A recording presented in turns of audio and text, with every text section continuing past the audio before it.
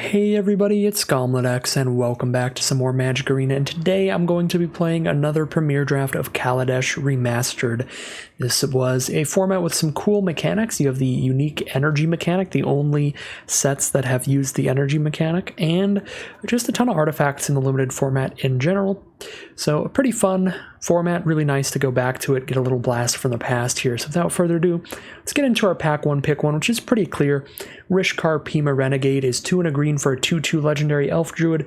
When it enters the battlefield, put a +1/+1 counter on each of up to 2 target creatures, and those creatures can now tap to add a green. This card is busted all by itself. It can put the counter on itself and just be a 3-mana 3/3 to tap for green. If you have at least one other creature on the board, this card's incredible. Absolutely nuts. If it weren't in the pack, Fairgrounds Warden's a great uncommon, being a removal spell and a creature. Winding Constrictor is a really nice build around, and the commons, Chandra's Pyrohelix probably the best, really cheap, very efficient removal. Alright, we do get past a Winding Constrictor, which could be a good follow-up for Rishkar. Try to be the green-black counters deck. The Winding Constrictor can add +1/+1 counters, and can add energy counters every time you get energy. So it's really nice build around for that reason. That being said, the Aether Chaser is one of the strongest commons in the entire format. It's a 2-mana 2/1 first strike, which is already really good at fighting, just really good in combat in general. Plus you get 2 energy when you play it, and you can spend that 2 energy to get a servo when it attacks. So Aether Chaser is one of the best cards in this pack as well, and Daring Demolition is also great removal, so kind of Winding Constriction, Aether Chaser, and Daring Demolition being the best cards here. I think with Rishkar's pack one, pick one, I'd like to scoop up Winding Constrictor, try to go for that counter deck, but I don't think it would be wrong to take Aether Chaser. That card is a phenomenal common. So their uncommons are not the greatest. Basically a 3-mana 2/3, or the Aetherborn Marauder. That's pretty narrow in what that card can do. So here we are now in pick 3. We can pick up a card that works really well with our first 2 picks. The Thriving Rhino is going to work really well in a counter deck, really well in an energy deck, works phenomenally with the Winding Constrictor. That being said, we're seeing more good red pass to us, Harness Lightning and Pyrohelix both being very cheap, very efficient removal, and Aerial Responder being an incredible white card, the white version of Vampire Nighthawk, 3 mana for a 2/3 flying Vigilance Lifelink. Pretty dang hard to race that card if you can't kill it. That being said, I really like how this deck is looking, where it's potentially heading if we take a Thriving Rhino, so I'm going to scoop that up, but we'll keep it in the back of our head that we saw a lot of good stuff in red pass to us. But that's the first 2 picks. Like, only card out of here is like a rare and one of the uncommons. There could have just been a lot of good red cards in this pack, not necessarily late enough in the pack for these to be really clear signals of where to go, but we are passing some pretty clear signals to draft red to our left, so we're probably not going to get a lot of red in pack 2, so we should keep that in mind. Pick 4, one of the best cards in this pack is Aether Poisoner, and that's going to work really well in our potential green-black energy deck here.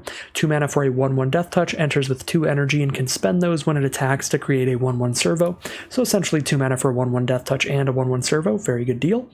Very nice card. That is what I'm probably going to take here. Inventor's Goggles is actually really nice in this format. Some of the best, most efficient creatures are Artificers, such as the Aether Poisoner. So this being an equipment that can move onto them for free, and even when you're paying for the equip cost, 2 is not that much of an equip cost. So the Inventor's Goggles actually ends up being a pretty nice equipment, one of the best common equipment in recent limited formats.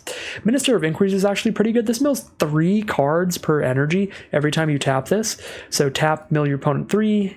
You can do that as long as you've got the energy to pay for it. So that can actually really turn into a pretty viable mill deck. So the card is pretty worth noting. Okay, so pick 5, we have a Hunt the Weak, which is going to be very good with Winding Constrictor, very good for a green-black +1/+1 counters deck. Solid fight removal spell, makes your board a little bit bigger and then kills something.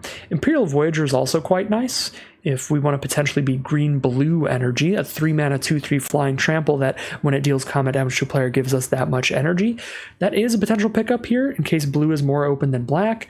Hunt the Weak is pretty good, but it's not like great removal because you do need a solid sized creature on board, so I could see speculating on Voyager here. I think I'm actually going to lean towards that, but either of these 2 would be great picks. I'm going to speculate on Imperial Voyager, so we have a backup plan of being green-blue energy if green-black doesn't pan out, and potentially we pick up some Prophetic Prism style mana fixing that will let us play green-black as the core and splash in a Voyager or something like that. Okay, so we have one of the best green commons in this pack. The Kujar Seed Sculptor is pretty good. maybe not that great, but 2 mana for a 2/3 all by itself gets a lot better when you have a Winding Constrictor on board, and it can put the +1/+1 counter elsewhere if you have something better to put it on. I like Seed Sculpture a lot. There's also Thriving Turtle, which is pretty nice for the blue-green energy deck, just a really cheap way to get some energy, and a fine way to spend it, like a 1/4 or a 2/5 after you've attacked with it twice is a pretty reasonably sized body. Hinterland Drake's also a pretty efficient flyer. That's not bad at all either. So solid blue options, but we're definitely in green, so I'm just going to take the solid green option here. Leave our second color to be determined later. The best card in this pack by far is Spire Patrol, and even though it's highly unlikely that it gets played, we could be in a world where we end up in a green-blue energy deck splashing in a tiny bit of white. Very, very unlikely, but I am 0% likely to play any other card in this pack. A card that is dedicated solely to getting you energy is not good enough. You want a lot of creatures that happen to make energy when you play them, or spells that happen to make energy when you play them, and then everything else just doesn't make any sense in our deck, or is just really bad. So I'm just going to take a very speculative Spire Patrol there. Very happy to take a Prophetic Prism here. However, that's a pick 8 Aether Chaser, which is a ridiculously good red card. I'm probably supposed to take Prophetic Prism, but if my draft pod is going to pass Aether Chaser's pick 8, then either red is wide open, or my draft pod does not value Aether Chaser as highly as I do, which means I'm likely to get cards like Aether Chaser really late, even if there are people drafting red. So probably supposed to be Prophetic Prism, but if they're going to pass Aether Chaser this late, I think that just being in red is a good place to be, regardless of how many people are potentially drafting red.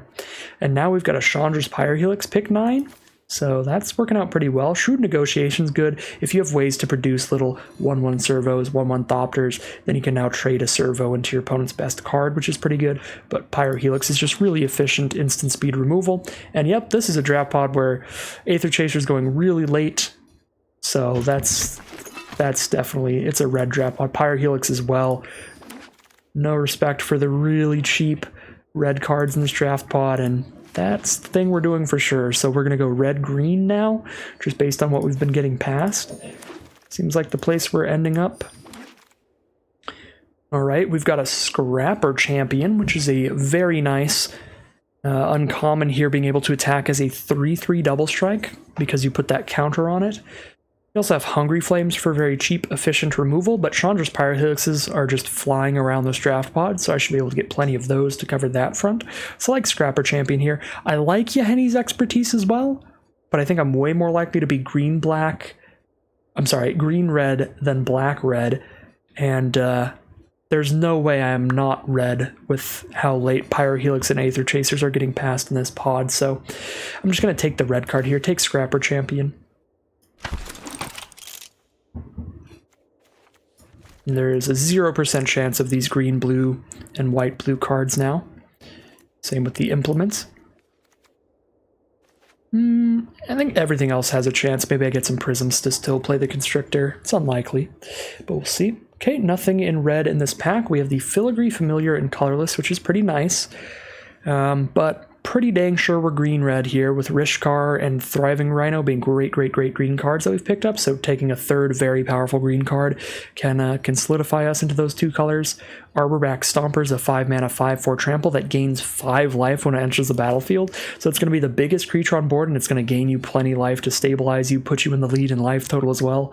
Arborback Stomper is great. Now, Filigree Familiar is pretty great as well, and if this were pack 1 pick 1, I would slam dunk Familiar over Stomper, because it can go into any deck and be pretty good, but Stomper is better when we know that we're green, in my opinion. Alright, easy Chandra's Revolution here. Wild Wanderer is fine. It's a 4-mana 3/2 that draws you a card. The card it draws you specifically being a land coming into play. It's not all that much to ramp it through that late in the game, but it does mana fix you. So if you're like 3-color trying to splash a third, Wild Wanderer is fine, but nowhere near as good as Chandra's Revolution in my opinion. This is just a great removal spell. 4 mana for 4 damage to a creature, and you're tapping down a land to slow your opponent down. Nothing in red-green here. Ether Theorist speculate on blue a bit.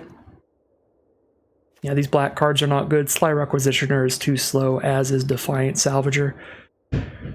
Actually, this whole pack is really bad except the 2 blue cards. So, yeah, we'll just cut a blue card from somebody, I guess. Okay. This pack's pretty dry. None of these cards are great for anybody. Actually, no, Sky Skiff. Never mind. I forgot about Sky Skiff. Almost didn't notice this card. This card's really good. It fits into any deck. This is another card that's just a great colorless card. Super great to pack one, pick one, or pack one, pick two, anything like that. You get to take this really early in the draft pod, and whatever colors you end up in, you get to have a nice vehicle. This is really nice with Thopter tokens that we can produce, or Servo tokens we can produce off of Aether Chaser. Also, we can just play a Seed Sculpture, put a counter on something else, and still crew things with the 1-power Seed Sculpture. So Sky Skiff is just a great vehicle. Crew 1 is such a powerful line of text. Being able to crew the vehicles at the cost of only 1 power worth of creatures is just a great deal. Here we have a really easy pick, another great red removal spell. We're just going to get all of those in the entire draft pod, it looks like. Another Sky Skiff here. Really late Aerial Responder too. But we are not in white. Unbridled Growth is fine, because you can always just sack it to draw a card. There's really nothing else. I don't think I'm playing a Sailback or a Renegade map. I could speculate on Renegade map for mana fixing, but Unbridled Growth does the same thing. Speculative mana fixing for splashing stuff in. Alright, everything's pretty dried up here for pretty much anybody. There's okay blue cards. Trade Winds is pretty solid. The rest are just okay. It's all nonsense for me, so we'll just throw something in the sideboard. Like to not play those precise strikes, but I think everything else in this deck is quality. This is a premium looking deck. Just need a few more, well, quite a few more cards since we dirtled between colors a little bit. All right, High Spire Artisan's fine filler. 3 mana 1/4 reach, or 3 mana for a 0/3 reach and create a 1/1 servo. Fabricate is a pretty flexible mechanic, pretty nice to be able to do that stuff. Spreading out your creature, making one big one, so it's good in a wider variety of scenarios. We're going to keep our deck sorted like this now so we can check out our creature curve as we make our picks for our general curve of spells. I do like to put removal spells into one pile, because those aren't cards that you're consistently trying to cast that turn, you're just casting them when you need them. Pendulum of Patterns is awful, as is everything here. Just slap the rarest card into the sideboard. I think vehicles kind of fit along the same time as creatures do into the curve. Ideally, we play Skiff on turn 3 after getting a servo from Aether Chaser or something like that, so this is more reasonable of what we're wanting to do. Not going to play a third Precise Strike, but I'm very unlikely to play a first Hijack. This is your active treason style effect for the set. Gain control of a creature till end of turn. Untap it, give it haste. Those effects aren't generally playable unless you have a lot of ways to sacrifice the creatures that you've stolen. Ooh, we see a premium creature in this pack. Actually, 2 of them, but one miles above the other. Longtusk Cub is a 2-mana 2/2. When it deals combat damage to a player, you get 2 energy, and you can spend those 2 energy to put a +1/+1 counter on it. So the first time, basically every time it hits your opponent, it gets a +1/+1 counter. So 2 mana, a card that can very easily, very quickly be a 3/3, gets even better if you have other cards that produce energy, which we do have a few of. Longtusk Cub is a sweet one. Happy to take that here. Pima Outrider is also pretty good. It's a 4-mana 4/4 trample, or a 4-mana 3/3 trample that comes with a 1/1 servo. Both halves of that card being really nice as well. Cloudblazer is super sick, but we're far away from that in terms of colors. Let's wrap this deck up. Let's get some great stuff and make this deck incredible, shall we? I'm going to scooch over all the cards I really want to cut into one pile here so I can start cutting these as we pick up our 24th and 25th playables, if we're going to play a general 17 land deck here, which we probably are. And these are just our worst spells in the deck right now. Some filler tricks, a filler creature, stuff like that. Get past some sweet stuff, pack 3, pick 2. I think I'm just going to take another Aether Chaser. Really cannot list this card's praises enough. It's absurd. 2-mana 2/1 first striker, spitting out servos as it attacks. Blossoming Defense is actually a very good combat trick, because this is a combat trick that will win most combats. +2/+2 is a pretty big deal, and it will also be able to counter a removal spell, so it's nice and flexible. and very efficient, only being 1 mana, but I'm going to take Aether Chaser over it. Especially with Long Tusk Cub, having triple Aether Chaser to just play, get the energy, and immediately spend into making the cub bigger is pretty spicy. Okay, probably a Hunt the Weak here. A lot of removal in this deck, but that's fine. We can just play a bunch of removal and cut all these combat tricks. I think I like Hunt the Weak better than Appetite for the Unnatural, but that's actually definitely main deckable, definitely playable. Does look like we got into some colors that are pretty contested, but I'm still happy to be in these colors because while they are contested, as I said before, we're still getting some sweet stuff because the other players in these colors are valuing the cards that I value highly a little lower than I do. Cards like Aether Chaser and Pyrohelix. Unfortunately, a little late for Self-Assembler, but I do want to sing this card's praises here. If you can get 2 copies of this card, it's nuts. A 5-mana 4/4 that guaranteed draws you a second 4/4 to play the turn after is going to get you the lead on the board in almost any game. And obviously, if you get even more than 2 of them, it's absolutely incredible. So this is another one of those premier common colorless cards, the premier common artifacts I like to take very early. Because I am happy to play any number of Self-Assemblers, 2 or more, in literally any deck in this format. That being said, we will just take Lifecraft Cavalry here, the on-color creature. There was a fine combat trick in that pack as well, the +3/+3 to an attacking creature, but with the amount of burn spells and removal, it looks like I'm going to cut almost all combat tricks to run those instead. Now we have an Outland Boar, great 4-mana 4/4 creature. Again, I think where I'm really hurting here is on my creatures. I have a lot of great burn, even though Hungry Flames is really nice, probably a little better than Welding Sparks.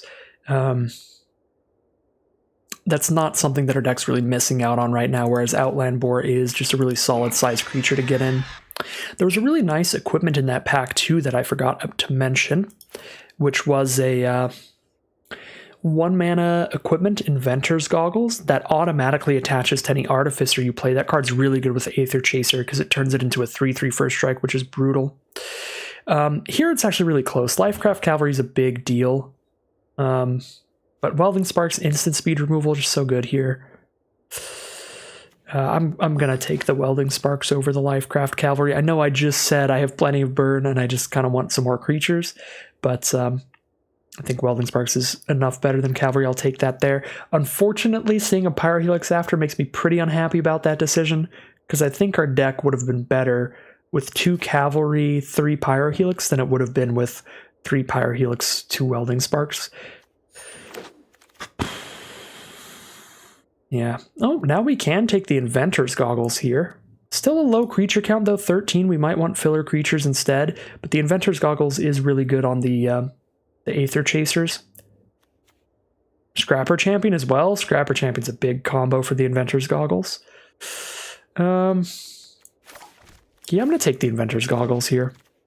I'm going to cut all the filler now, because now we've made it there.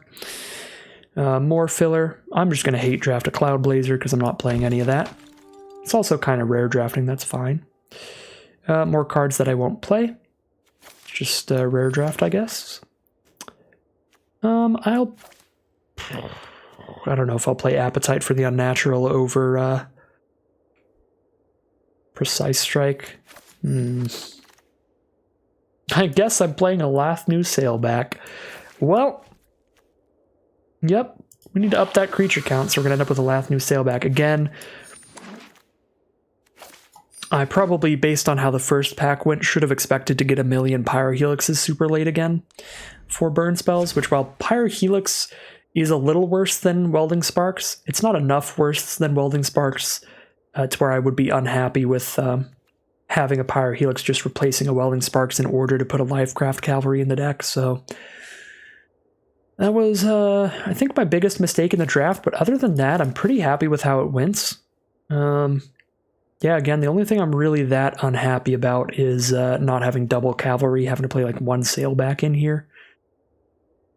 That's pretty whack. Pretty not great. Other than that, though, looks like a sweet deck. Little low on the creature count, but tons of great removal. To the point I probably don't want Appetite for the Unnatural because our other removal is just more flexible. But this can make the cut sometimes. I think this is probably the last cut for this deck, though. What's our Artificer counts? We have 5 Artificers in this deck that the Inventor's Goggles attach to for free. We have some Dream Curves where I play Goggles turn 1 into Aether Chaser turn 2. That's absolutely disgusting, having a 3/3 first strike attacking on turn 3. There's also Artisan, it's not that great with, but another Dream Curve is with Scrapper Champion. If we put the Goggles on that, it's insane. And it can give anything +1/+2 if we just pay the equip cost, which is not horrible. Yeah, I think I'm keeping Goggles in and cutting the Appetite. We're going to run 17 lands here to make it to these 5 drops, and I think this is going to be the deck. Here we are in game 1 with our Gruul aggro deck. Plenty of cheap burn here, but we need a lot of mana to get to this Outland board. We need to draw 2 more lands. A little bit risky 2-lander, but we hit 1 land and we have Welding Sparks up. We're not going to like die to some super aggro deck with this hand. I think I'm going to keep because I have all this removal to use. And we immediately hit a land. Love to see it. Absolutely love to see it. And our opponent's going to start with an Aether Poisoner. I would like to kill that before they get a servo out of it. I guess I can wait till they get a servo and then kill both anyway. But I get to hold up Welding Sparks next turn if I just kill that now. Actually, I think I want to get them to commit the energy into that and then kill it. That lets them Metallic Rebuke, I guess. Uh-oh. They're going to have extra energy. Alright, I'm going to pop the... Oh. They're going to just hold on to all the energy here? I've got enough removal. I'll just Sparks this thing to get the Death Toucher out of the way for potential bigger creatures later. Such as Long Tusk Cub. Alright, come on out. Don't love that they're keeping all this energy. That means something pretty threatening could be coming up here where they can spend 1 million energy to do some nasty stuff. Alright, Die Young, just trade Die Young for the Long Tusk Cub. Gives them 2 energy, but they spend the 2 energy to give -2/-2. So they didn't really affect that at all. Oh, I mean, I have win conditions whenever I hit the 4th land, so we're just going to keep trying to survive. Our opponent is going to have 1 million energy. 7 energy. Ooh, Thriving Rhino's nice. Worst case scenario, that'll pull another removal spell from my opponent. If they have like Confiscation Coup, we're super dead, but that's going to be true of any time anyone ever casts a Confiscation Coup. That card produces 4 energy and then lets you steal a creature for whatever amount of energy you spend. So Thriving Rhino would cost 3 energy since it's a 3-mana creature. And then yeah, they could use our own Rhino against us with that mountain of energy that they have. Alright, this has been a weird game here. I'm not a big fan of it. My deck, or my opponent's deck, seems like a really sick energy deck. Literally everything in their deck produces energy, which can be really bad for me as soon as they hit an energy payoff. My draws have been pretty bad too. We've had to wait a really, really long time to hit our lands, so we can't play any of our big threats. But on the plus side of that, it's making my opponent use all the removal on our small threats that matter less. I think Scrapper Champion is our #1 most important threat, so we probably play Outland Boar first. Well, they can't block Outland Boar almost ever. Maybe it's Scrapper Champion first. They can hold up a Metallic Rebuke here because they have the artifact to spend the Improvise cost, so they could have a counterspell that counters unless I pay 3. So they might counter one of these here. They're down to 3 cards in hand, though. I'm going to drop the Boar, because we do have extra energy sitting around from the Thriving Rhino, so Scrapper Champion, if it's going to stick around on the board, is going to be a 3/3 double strike the first time it attacks, and then turn into a 4/4 double strike. And now I see my opponent's game plan, and I don't think we can beat that. Dynavolt Tower, they can spend 5 energy to deal 3 to any target, and they're going to get energy every time they cast an instant or sorcery, and every single card in their deck makes energy. And they have Aether Sphere Harvester too? This is the most insane energy deck. This is the most insane blue-black energy deck I've ever seen in this format.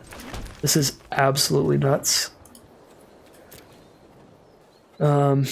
Since I've seen better Teamer energy decks, but those are the colors that have 1 million ways to make energy, so you expect it. Definitely the best Dynavolt Tower deck that I have seen. I don't have any shot, do I? You just crew Aether Sphere Harvester and block? I guess I can Pyrohelix it if they do that. Really feels like I don't have a shot here.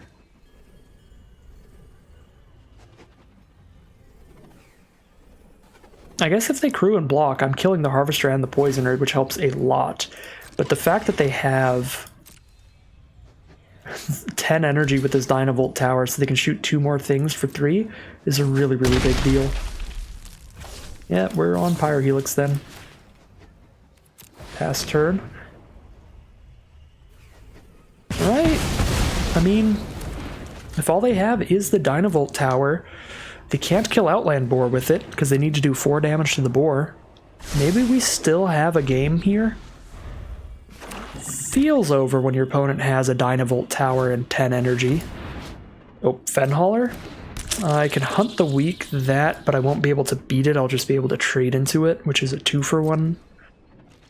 That is not good at all. Double Pyrohelix, okay, that's a thing. Scrapper Champion will not live to see the day, to see anything. It's just going to die immediately to Dynavolt. My opponent definitely gets to scry for the rest of history here. I guess I can hunt the weak to make boar a 5/5 and then still trade 1-for-1 my boar for the Fenhauler later.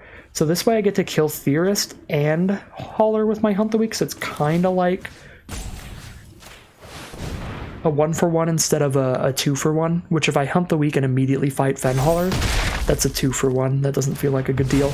But this way, now I can attack into the Fenhauler and trade, and I've at least killed 2 of their cards for my 2 cards. I could also just not attack still and hope to get some other way to get rid of this Fenhauler.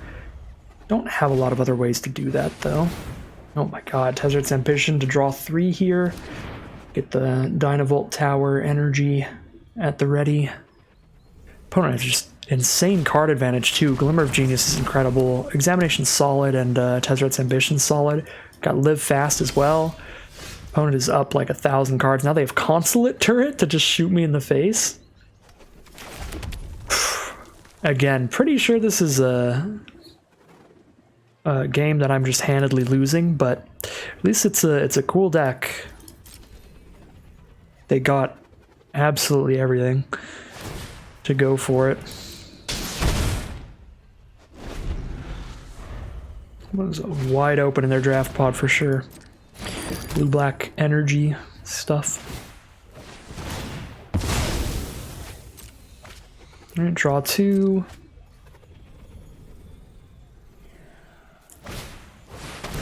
Daring Demolition, and that will get rid of our whole game plan now. Now we've got nothing. Opponent has drawn 12 cards more than us.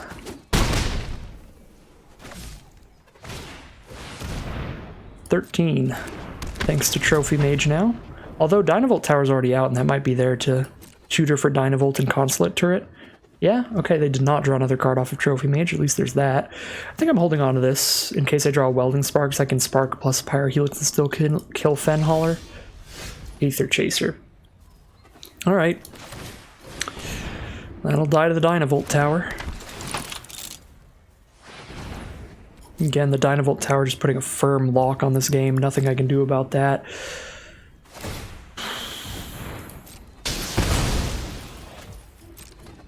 This makes me want my 1 appetite for the natural, but appetite for the unnatural, but if you remember, the card I was considering playing appetite over was just like the Inventor's Goggles, which is like, I haven't drawn Inventor's Goggles anyway, so I just wouldn't have drawn appetite for the unnatural this game. But it would have got me out of a Dynavolt Tower if I drew it a long time ago and put it in the deck.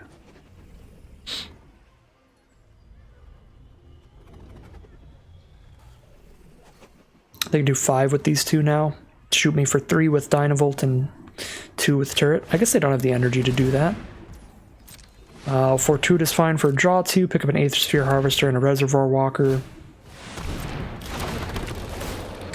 Good stuff for my opponent, but I'm over it now. That's completely on lock. Has been for a while, but we're just going to get out of here, move on to the next game. 0-1. Game 2, we have one of the Dream Curves, but we're on the draw, so we don't get to be as aggressive as it could be, but still Goggles turn 1, Aether Chaser turn 2 is a very, very sick play that you're probably going to get a little tired of seeing if you play a lot of Kaladesh Remastered. It is not fun to play against if you do not have the cheap removal to stop it. Opponent is going to turn one their Renegade map. Let's turn one our Inventor Goggles. Opponent's on green. Crack the Renegade map to get their second land this turn. See what color is their secondary. We're going to grab a Plains, so green-white. Drop an Eddy Trailhawk. Kill that with any of my multiple removal spells later. We're definitely curving out here and just dropping Aether Chaser. Get our 2 energy and attach the goggles, so it's a 3/3 first strike. On turn 2. Green, white, and black for my opponent could very well have removal now. Those are 2 very removal-heavy colors. White and black there. They're going to hit us for 1 with the Eddy Trailhawk, and they're going to drop a Consulate Turret. Alright, pretty fine with that. Card is not a massively big deal unless you're the absolute dream energy deck like our last opponent. But even then, even the last matchup, our opponent would have had the game on lock if Consulate Turret was just a 3-mana 2/2 even.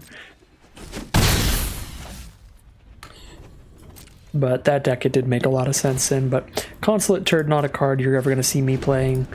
I used to play it a couple times, but it just does too little impact on the board state for more aggressive matchups, which is always a potential in Limited, especially in this format with cards like Aether Chaser. Try to shoot this Eddy Trailhawk in the end step so I can get in with my servo as well. I think I might as well. We'll use the removal that only kills smaller cards. See if they have a response to our removal spell. Nope, we will get rid of the Eddy Trailhawk. Now we get to hold up Welding Sparks, which does 5 damage because we have 2 artifacts on board. And then we have a Arborback Stomper for next turn. Be a big old threat. Things feel pretty good here. Opponent definitely has more cards to play around with than us. We're flooding out a little bit here, and we know that they didn't have a land drop last turn, so we know that every card in their hand is non-land, except their draw for the turn. Ooh, and Wild Wanderer is going to pull out another land from their deck.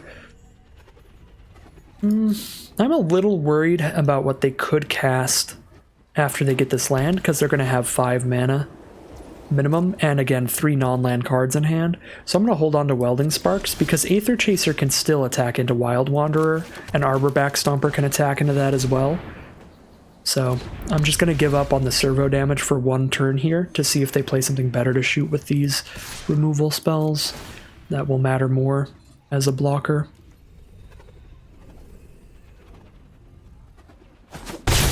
The Chandra's Revolution, a very good draw for the turn, so we can try to keep the board clear, get a lot of damage in between Aether Chaser and Arborback Stomper next turn. I only have the mana to cast 1 of these removal spells in 1 turn, though.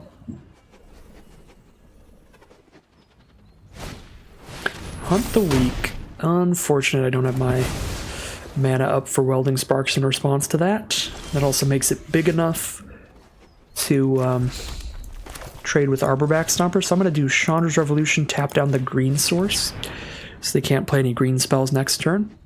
And we get to hold up Chandra's Pyrohelix as our instant.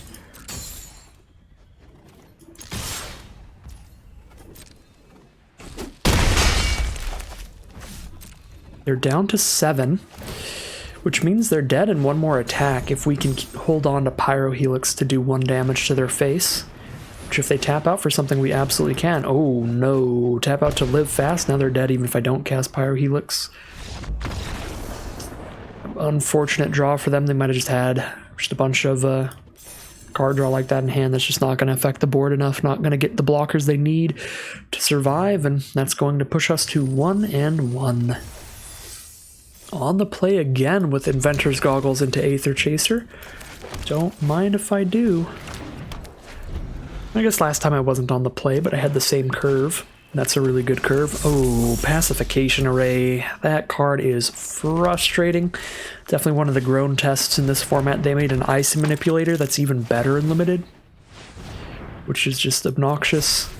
It's an Icy Manipulator you can get out on turn 1. Keep tapping down your opponent's biggest threat so you don't have to worry about it, like so. See? Annoying, annoying card.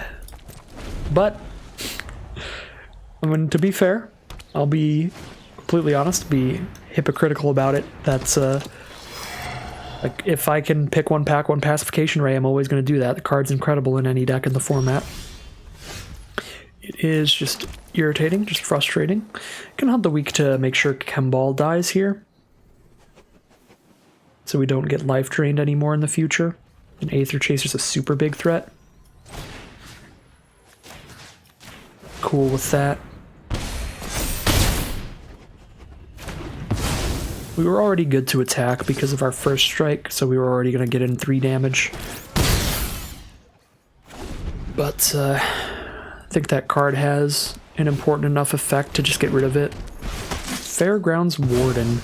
It's actually pretty fine, because if I ever kill that Warden, being able to get energy out of the Aether Chaser again is pretty nice, even if it loses the +1/+1 counter.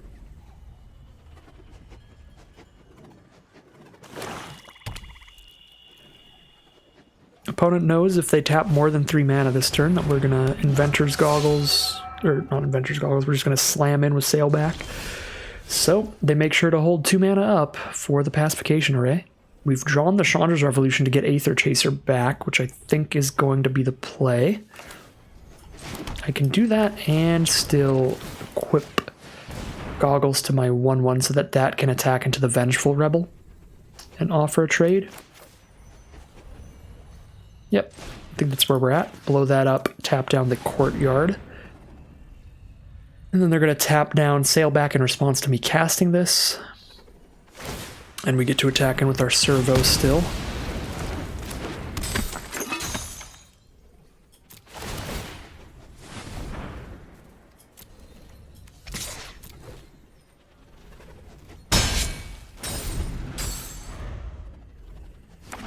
Guess that is a synergy I didn't even realize with the Inventor's Goggles. It's pretty good with Servo tokens too.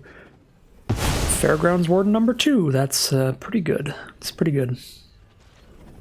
Got a Pyrohelix, though, to save this. Oh, and a Rishkar? Make a 3-power first striker and a 3/4. Doesn't really matter which they tap. They're both going to be great attackers here. All they can hope to do is double block one, and I can ruin a double block with Pyrohelix up. Now, this is nuts. And they're going to tap down Aether Chaser so I can't get another 1/1 here. I'd probably just take the 3. Yeah, because say they double block, they know I kill Fairgrounds Warden and get back the Lathnu Sailback, the 5/4. Okay. What is this? Fumigate, I guess. All right. Well, Fumigate wouldn't make any sense because then I'd get back Sailback. Or whatever. This is a free block if they don't use a trick. And then I could Pyrohelix and get Sailback back. Okay, it's Aeronaut Admiral. That's so good for my Pyrohelix. That's absolutely disgusting. If they don't have a trick here. Kill the Admiral and the Warden. Oh my god, yeah, that's a scoop. That's not a good time for my opponent. That was a really good opportunity for Pyrohelix to come in hot there. I wonder what the attack was about. I guess they just realized they don't have good blocks anyway, so they might as well get some damage in. They know they just take a trade or we bounce off each other. Yeah, I suppose it's just because they don't have good blocks, so might as well. Actually put some pressure on us. See if they can draw out to deal more damage to us. Yeah, that was smart. That was smart. 2-1 here as we head into game 4. Game 4. Opponent is on the play, which means we're on the draw. We could have a similar problem to the one we had in our first game that we lost. Just we could hit our lands pretty slowly here. But again, very similar. I have the Pyro Helixes ready if they're aggro. I'll have a High Spire Artisan as soon as I hit one land. And if I hit two, I've got one of the biggest bombs in our deck. Gonna not learn my lesson, and I'm gonna keep the Greedy Keep again. And hope it pans out for us. We're on the draw this time, though. I don't remember if we were last time, but being on the draw makes this actually more reasonable than it could be, or could have been. I really like Pyro Helix to kill Plunder and something else, but I'm going to play the Aether Chaser first. Wait for them to actually get stuff for me to double Pyro Helix if I can. Give them one turn here to get another creature on board. Oh, they're just going to revoke Aether Chaser's privileges. Again, what is so nice about these energy cards is, while yeah, it is a bit of a bummer not to be able to attack with Aether Chaser, now I have that energy to use with Scrapper Champion or Long Tusk Cub. I'm actually going to use it with Long Tusk Cub here because I drew into that. It's a sick one.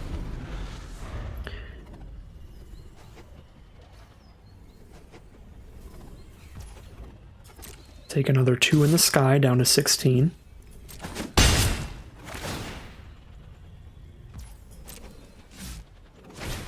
And they're going to play an Aviary Mechanic. They can return a card to their hand. They can return the Revoke privileges if they want, so they can put it on the Cub, but they're not going to do that. They don't want to get hit by the Aether Chaser, which is fair. Yeah, we've got a free attack here. We attack in, and I just put the counter on it if they block, and if they don't, then I don't.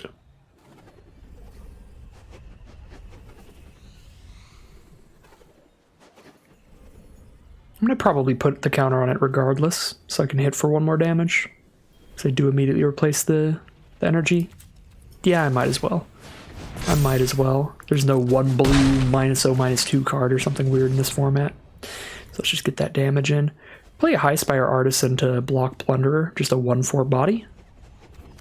Do like holding up my instants, but I can't hold up my instants and play something this turn, so... It's not like the removal is going to be Hunt the Weak either. It's not like a Pyro Helix is going to stop them from killing my Long Tusk Cub. Oops. That was a misclick, but it's fine. I wanted that to be a 1/4 reach so that we could kill Plunder if they attack, but this is okay too, because I can still kill Plunder with Pyro Helix and I block it all day long anyway. Okay. They have the mana up for a counterspell, so I don't really want to send in my Long Tusk Cub against those both, because then if I try to Pyro Helix to kill it all, it's going to be really bad for me. I'm going to send in a Servo, though. That's fine. They block with Mechanic and I kill both creatures if they don't have the Metallic Rebuke. Yeah, worst case scenario, I'm losing a Servo here, and I'm getting Rebuke out of their hand by doing this. Oh wow, okay. They did not have a Rebuke. That is good for me. It's very good for me. Alright, Implement of Examination.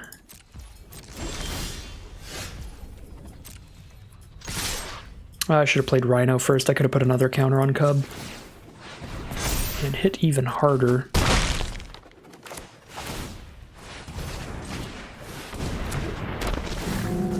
I always forget how busted Long Tusk Cub is. That card is insane.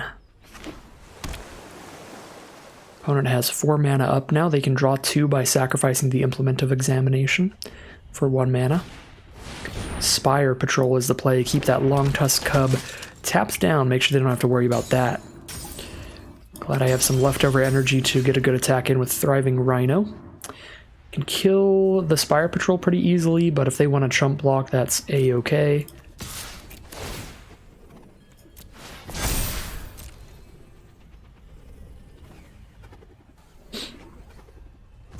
They do not want to chump block.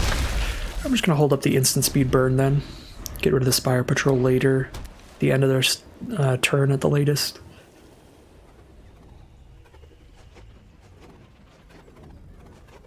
Because Skyskiff doesn't really affect our board because we're still just going to attack with these two. We're not going to crew because Skyskiff can't get crewed by the Artisan or the Aether Chaser. Revoke Privileges stops me from crewing, and the Artisan has a 0 power. Okay, malfunction the long tusk cup. That's sad, but it does resolve.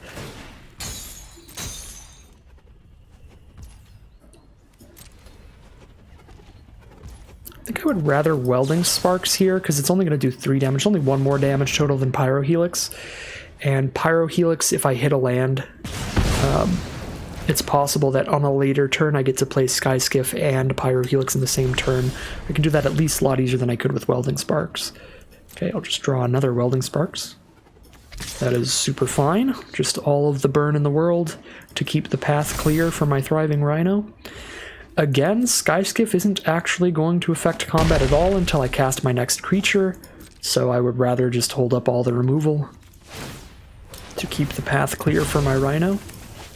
Our opponent is going to draw their 2 cards off the Implement of Examination now.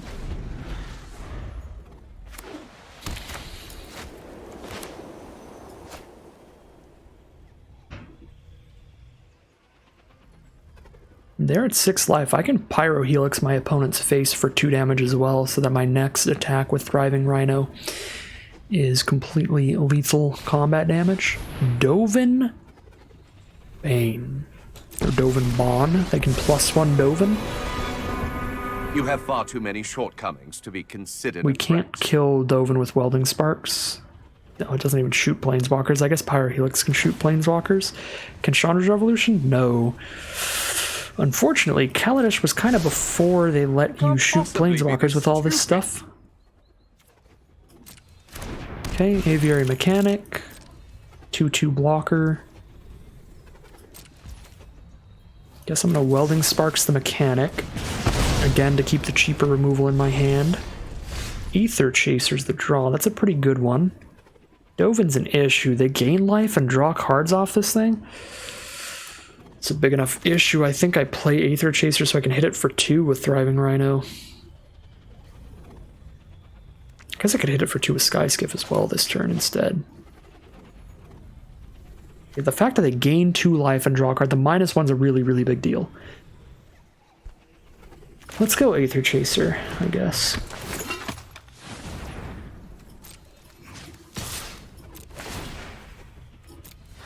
Monumentally big Rhino over here. And now Pyro Helix can finish the Dovin off. Unless they plus Dovin. I feel like they probably want a minus here. They're going to gain 2 life and draw a card, go up to 8.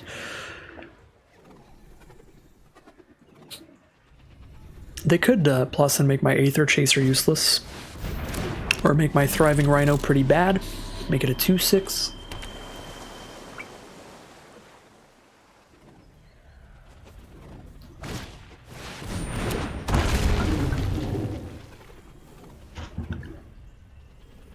Alright, some blockers, a Nimble Innovator and a Hinterland Drake. Really hope they don't plus Dovin.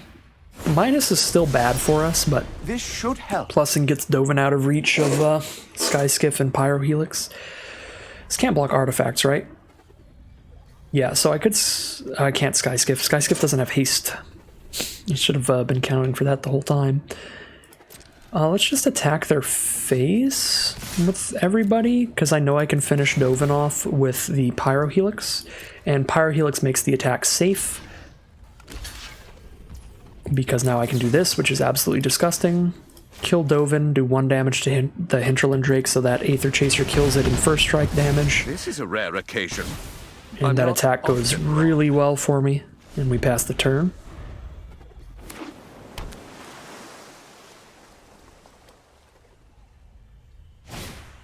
Windkin Raiders, we got the removal for that, and there's finally the land for that removal. This is Xaxes if I hunt the week instead and it resolves, so I'll do that. Alright, Xaxes. Let's say Chandra's Revolution, I'd be 1 damage off, so I might as well try to do the one that ends the game this turn, and we got there. That was really nice stuff from our deck. We were stuck on 3 lands for a decent amount of time there, but just hit all of our nice cheap burn to just stay in the game there. Keep an aggressive lead going, and keep our opponents some rough positions. So 3-1 it is going to be with this nice Gruul aggro deck. Alright, we are on the play again. Turn 2 Seed Sculptor, turn 4 Outland Boar's pretty nice, and some interaction between some burn spells. Our opponent's taking a mulligan here. Alright. Turn 1, Inventor's Apprentice. That is a very aggressive card, pretty solid card. As long as you control an artifact, it gets +1/+1. And as you'll have seen from the format so far, there are plenty of artifacts you can get out. Most easily is going to be the servo tokens and stuff you can get from cards like Aether Chaser. I would love to have a Pyro Helix here. Would be incredible, but since I don't have one, I think I am going to cast Welding Sparks on the Aether Chaser before it attacks, so they can't get the servo token for Apprentice. Because I do expect my opponent to have a decent amount of cheap removal in a Rakdos deck to get the Seed Sculptor out of the way to let the Chaser attack. Like, if they attacked with Chaser, I was never going to block, because then if they had Pyro Helix or anything like that, they could easily throw Burn at Seed Sculptor to kill it through alongside First Strike damage. Unfortunately, the mana has been working out pretty poorly for us today. We're going to be stuck on 3 again this game. I think we kept a 3-lander this time, which is a super reasonable keep, but things do happen. Things really happen. Alright, Inventor's Goggles, come on down. At least we're not really getting hit right now, but Fabrication Module can absolutely take over the game if we miss too many more land drops. They can just keep putting counters on their creatures and getting more energies. They have a really good mana sink over there. And it does put counters on their creatures as they play other cards that give them energy, so we are lagging behind a lot the longer it takes us to hit this land. There we go. Thank you, Arena. Complain and you shall be rewarded. I appreciate it, Arena. They only have 1 red mana up, so I can hunt the weak here to get rid of this Engineer, which seems like a decent deal. Engineer is pretty scary, making their servos and thopters 3/1s, and any other artifact creatures even better. Apprentice is kind of a big deal too, but I think Engineer is the bigger deal. I could also just Revolution, and then I get an attack this turn. Yeah, and tap down their swamp is actually great. So I'm going to do it like that, and then hunt the weak next turn, maybe.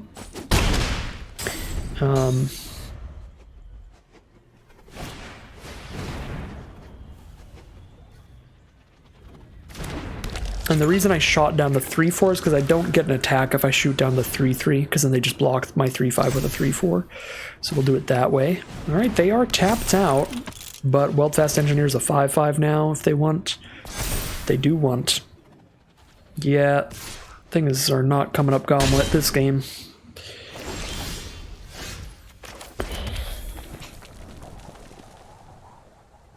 I think if we didn't miss any land drops, we could probably interact at a quick enough speed to stop this kind of stuff, but those 2 turns we fell behind pretty far, and the module just gets to absolutely pop off. Oh dear, what do I even do here? Just play a 5/4, so hunt the weak is reasonable later, potentially.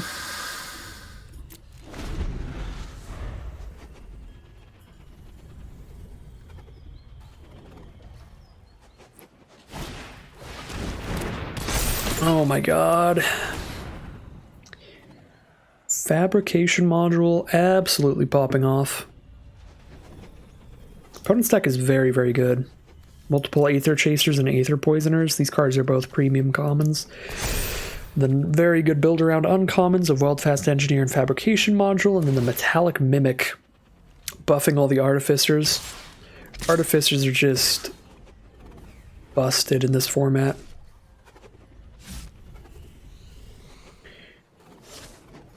The Aether cards, I guess. No, don't play a land now. I can't hunt the weak.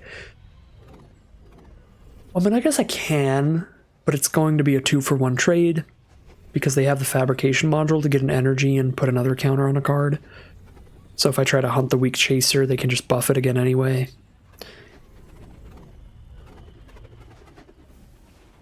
Another game. Appetite for the Unnatural actually would have been sweet this game. Blow up the Fabrication Module. Although now it's too late here. It's already done enough work to put us far behind. don't see any line that gets us out of this whatsoever. I guess I can hunt the Aether Chaser. They can make it a 5-4 at the biggest. We'll have a 4-6. That won't win that fight. Guess that's the best I've got. Still keep them off of us for a bit. Maybe at some point they'll make an attack that's like slightly too bold where I can crack back, because I do have a lot of power on my board.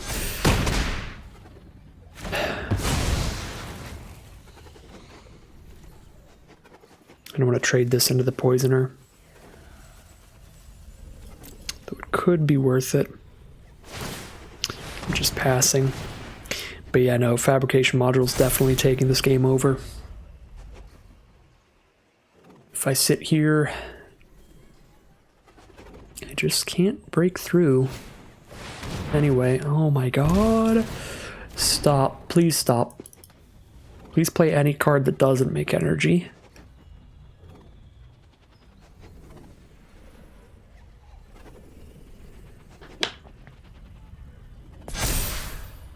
Another counter on Poisoner.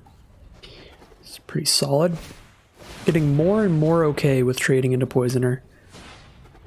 Even their removal spell makes energy and makes Module put another counter on the board. This is insane.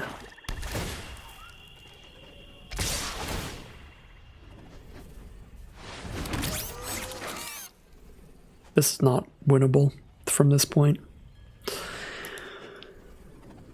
Even if I trade with Mimic, Engineer keeps buffing the servos now. Whatever. We'll trade into the Poisoner, I guess. Can make 2 blockers. They buff that. Nope, that's dead on board. I block 2 things and take 3. Another ridiculous energy deck for my opponent there. Fabrication Module, really disgusting when every card in your deck produces energy. Again, I guess possible I could have gotten rid of both the Weldfast Engineer and the Apprentice if I'd hit lands a little more efficiently, but I don't think we could have gotten in a winning position there off of drawing a little better. I think that was a definite loss. Our opponent's deck was just wild. Biggest line we could have done differently is rather than getting aggressive on that attack and blowing up the creature that blocks well, we could have blown up the Weldfast Engineer still, since it had the better effect. My hopes was that I could blow both up between 2 turns and also get some damage in the meantime, but it obviously didn't pan out. They ended up making the Weldfast Engineer way too big to die to a Hunt the Weak, and so they got a lot of extra damage out of the Weldfast Engineer throughout that game. So it was the biggest mistake or misplay that we could have done differently, but even that, again, don't think it affects the outcome of that game. 3-2, at least a 50-50 run here, but I would like to get a couple more wins. I think this deck's pretty sweet. Pretty happy with how I drafted overall. So it would be a bit of a bummer to just get an average 3-3 with this. We can get a 4-3 or 5-3. Honestly, 4-3 and 5-3 are kind of average to me. 3-3 is like a bad run, which is why I really like not 3-3 with this deck. I don't think this is a bad run kind of deck. I have kept a lot of awkward hands. I've also drawn a lot of awkward hands, so there's that. But there's no way I'm not keeping turn 2 Aether Chaser, turn 3 Aether Chaser on the play with Chandra's Pyrohelix as backup. I'm not mulliganing that, even if I don't have my second color. And now I do have my second color, which is phenomenal. Opponent gets to Pyrohelix here. Doesn't seem like Arena's waiting for them, but I'm still scared of Pyrohelix. I'm going to play around it a bit here. Make this Aether Chaser a 3-2, and then we'll play this next one later. Now Pyrohelix just kills one. Just kills the Aether Chaser, instead of killing the Chaser and the Servo. Or, heaven forbid, this is why I really didn't want to play Aether Chasers, because I didn't want to... Oh, thank God. Okay. Really happy with the line I took, because I was going to say, I really didn't want to just play Aether Chaser, pass to them, or not even pass, they could have done it in our end step if they had it in hand, and have them just blow up both of our Aether Chasers off of one Pyro Helix. That would have been absolutely brutal and absolutely disgusting. So I'm really happy going for the Seed Sculptor there. But now we will play the next Aether Chaser. Now that the Pyro Helix is gone, unless they've got 2 in hand here. If they've got 2 in hand, it's going to be not ideal at all. Okay, Licensed Disintegration. Just a full-on 1-for-1, that's fine. Now they don't have that to deal with our 5-4, which hopefully sticks around.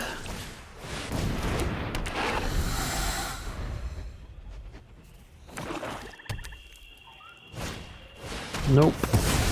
All removal all day, and I'm out of threats. This could be a bad time from here on. We have the life total lead, but our opponent has the card advantage lead by a country mile with Self-Assembler. That is super bad for us, because even if I Revolution it, they're just going to keep playing 4/4s. The play is definitely still to Revolution it, so I can get damage, and that's kind of my only hope of winning now, because I'm just going to keep hitting lands here. Just got dead draws. I have to get as much damage as I can in with these two. Nope, they've got the land for turn to play another Assembler. Dark Intimations. Oh no. We have to discard a card, so I guess we Pyro Helix their face. Sack a creature, discard a card. They return a creature from grave to hand, draw a card, so they get another 5 mana 4/4. They have 2 more, even if they don't have a 3rd in their deck. Alright, I need gas immediately. I hit like 1 more land here. There's no hope. Getting through 2 5/5s and probably 2 or 3 more non-land cards. Even at 7 life, they can stabilize real easily with that many giant blockers.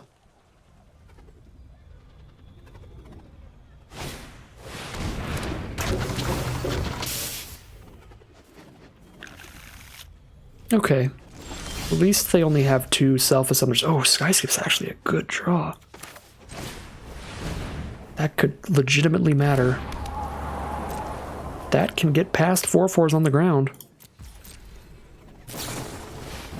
And they can very well try to outrace me here if they don't have flyers or more removal.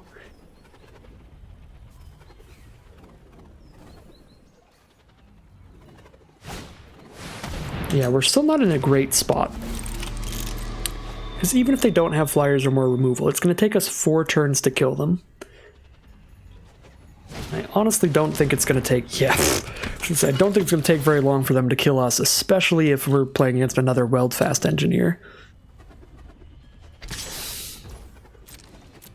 Yeah, that's going to kill me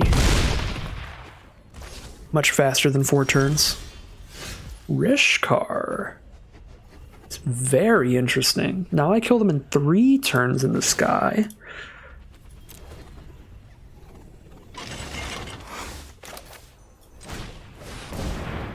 I think I put the counter... I definitely put one on Skyskiff, but I think I put the other on Seed Sculptor because I'm just going to chump with Rishkar next turn anyway. I guess if I put the counter on Rishkar, I can block and trade into Weldfast Engineer, but then I take 6, 7, 8 and go to 6 life. But I guess the 2/3 blocker is also just going to chump later anyway, so I might as well just put it on the untapped creature in case it matters that I could trade into the Weldfast Engineer.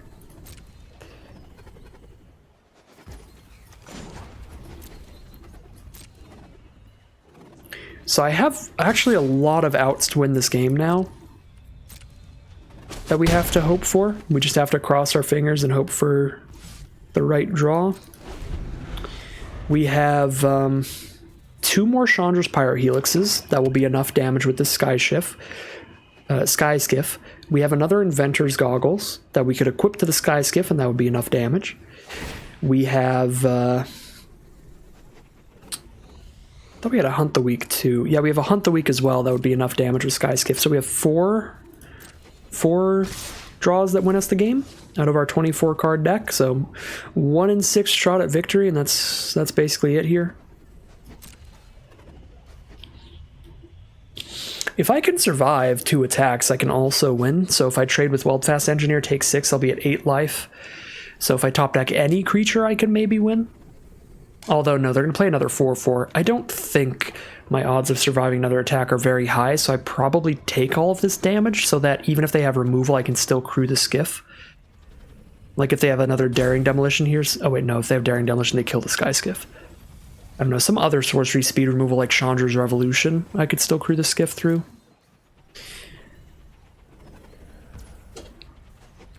So I'm pretty sure I'm dead in 2 attacks regardless of whether I trade or not.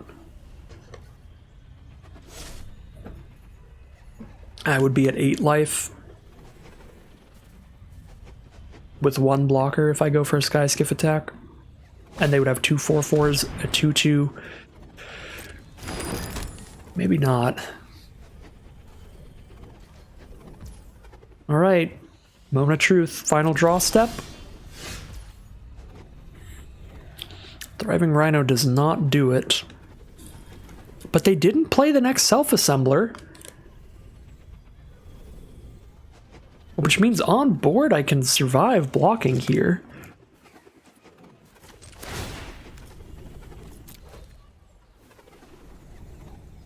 Even without having traded last turn.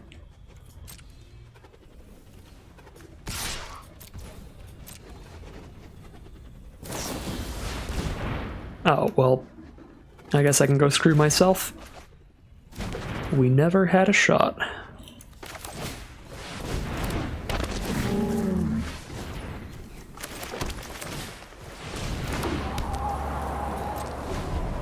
Need to somehow survive 2 more turns now.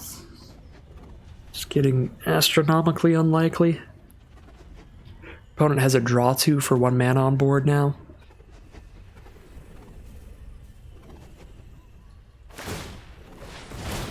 And they're gonna do it.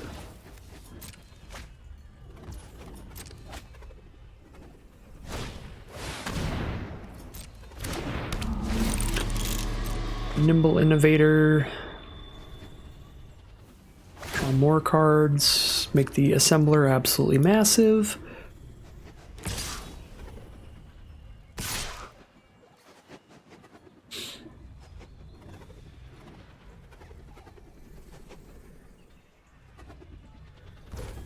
So I actually still have multiple outs here, because I have 2 Chandra's Pyrohelix still that could win off of Sky Skiff attacking.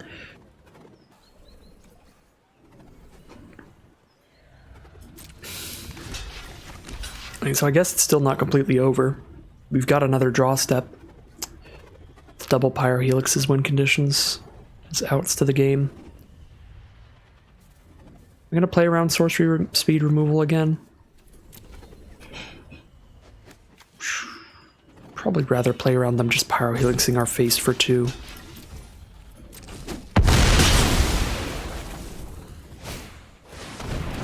Okay, final draw step, and they're basically tapped out. Could be a Pyrohelix? No. Would not be. That is fair enough. We were banking on a pretty low chance there, but... really unfortunate one. Thought this deck was better than it went, but... that is a part of life and certainly a part of Magic. It's going to be a 3-3 run, very average run for this deck. Again, I don't think the deck's incredible, but I think it's better than 3-3. I think it's above average. Did not play above average, though. Had a lot of awkward lineups of draws in some games there. Partially self-imposed with some greedy keeps. But we also played against some absolute monstrous decks. Those 2 energy decks were completely absurd. Completely absurd stuff that we really had any chance of beating. The last game, I think, drawing... I don't know, just a better, more efficient curve or something, we could have won that game. Pretty happy with how I played that game too, because we played around the Pyrohelix and stuff, and that worked really well for us, but still just didn't quite get there. Yeah, biggest downside, the creature count is low here. Just more threats were necessary to make this deck really tick, really function super well. So... again, some of those picks during the draft maybe taking more threats over all this removal panned out better for us, got us a great deck instead of just a good deck. But again, overall, not super unhappy with my decision making in the draft or the gameplay, just moderately unhappy with both, and very unhappy with the results. Well, okay, slightly unhappy with my decision making and moderately unhappy with the results, we'll say that. I'm not like super unhappy to go 3-3. That's not the absolute end of the world. What I will say is I'm incredibly glad I'm playing on the burner account. A 3-3 is absolutely devastating when you're trying to climb the mythic ladder, which is absurd. But that's probably why I feel so bad about it. Like 3-3, it's whatever, it's fine, it's average. It's an average run, but I'm so used to trying to get to that top 250 mythic, where once you're in the numbered mythic ranks, if you get a 3-3 run, you drop like 100 ranks, just having an average win rate run, which is absolutely brutal. So again, that is why we're on the burner account today. That's why the username is GauntletXL, because I am currently mythic number 33 in limited, so I do not want to put that rank at any risk of dropping quickly to just like a 3-3 average run like this. So we're going to be playing some Kaladesh and Omcat Remastered Drafts on the burner account, seeing if we can maintain our high mythic rank through the rank decay into the Dominar United season, so we get that invite to the Dominar United sealed tournament. Well, with that whole ramble out of the way about the deck, about the deck's performance, and about mythic rank decay and mythic ladder climbing in general, let's actually get to the outro of this video. Let's move on. And yeah, as always, thank you very much for watching. If you'd like to see some more videos like this, make sure to like, comment, and subscribe to let the YouTube algorithm know to send you some more of these videos in your notification and recommended feeds. And we'll be back again with some more Kaladesh Remastered Drafts tomorrow and Omcat Remastered Drafts only a few days after that. And we're only about a week away from Dominar United Drafts. So really cool stuff on the horizon for Magic Arena Limited players, and really cool stuff on the horizon for the YouTube channel. So stay tuned for that. As always, once again, thank you very much for watching, and I'll see you again soon for some more Magic Arena.